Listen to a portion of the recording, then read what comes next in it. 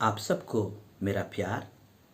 मेरा विश्वास है कि आप प्रत्येक जो मुझे देख और सुन रहे हैं, आप सब ने इस वर्ष के चालीसा काल को रात बुधवार की धर्म विधि में भक्तिपूर्वक भाग लेते हुए शुरू किया है।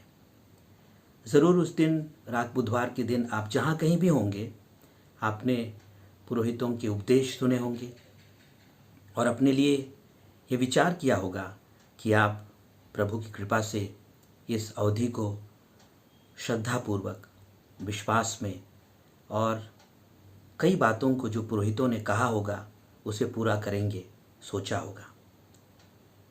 फिर भी आज सवेरे दिल्ली धर्म प्रांत के फादर जया प्रदीप, जो धर्मशास्त्र या बाइबल के प्रोफेसर हैं, उन्होंने उपवास से संबंधित एक चिंतन, जिसे उन्होंने अंग्रेज़ी में लिखा है, मुझे भेजा और उन्होंने कहा कि मैं उसे सरल हिंदी में अनुवाद करूं, और मैंने उनको करके वापस भेज दिया और उनसे अनुमति मांगी कि अगर वो चाहते हैं कि मैं इस हिंदी अनुवाद को हिंदी बोलने वाले भाई बहनों के लिए प्रसारित करूं, तो उन्होंने अनुमति दिया है।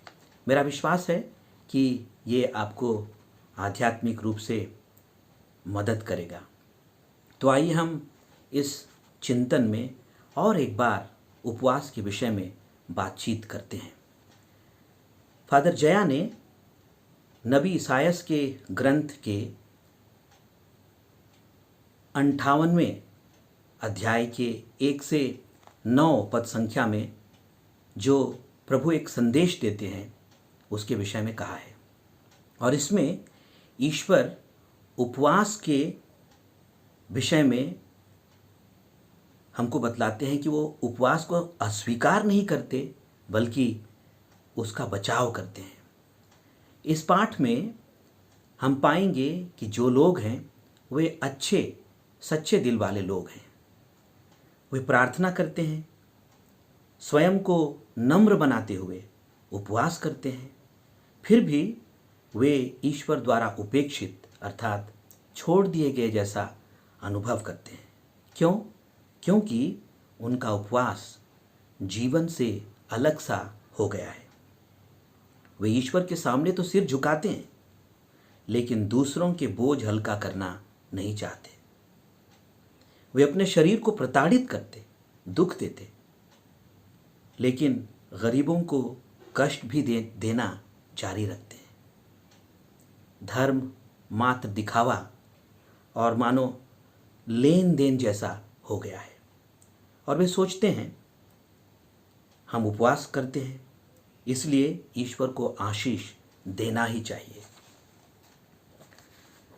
नबी ईसायास के माध्यम से ईश्वर उपवास को एक अचंभित करने वाले तरीके जैसा दोबारा परिभाषित करते हैं।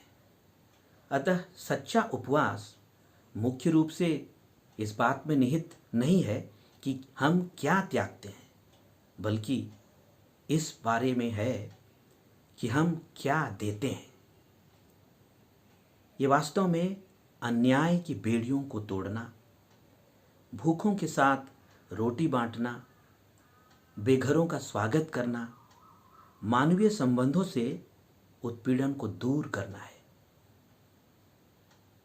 दूसरे शब्दों में, उपवास का उद्देश्य हमें ईश्वर के समान बनना है, दया से भरा हुआ, और मुक्ति को पाने के लिए अन्यों की सहायता और स्वयं खुद की सहायता करनी चाहिए, दुख पीड़ा के प्रति सजग।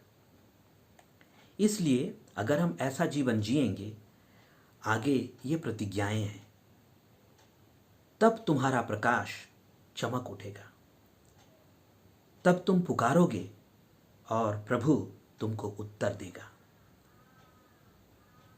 जब उपवास प्रेम से उत्प्रेरित कार्य बन जाता है तो प्रार्थना फिर से शक्तिशाली हो जाती है। जब त्याग दया बन जाता है तो ईश्वर फिर से हमारे निकट आ जाता है।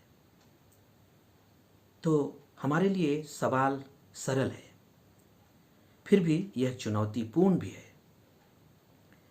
हमारे उपवास के दौरान किसकी सहायता हो रही है? किसे मुक्ति मिल रही है? किसे सांत्वना मिल रही है?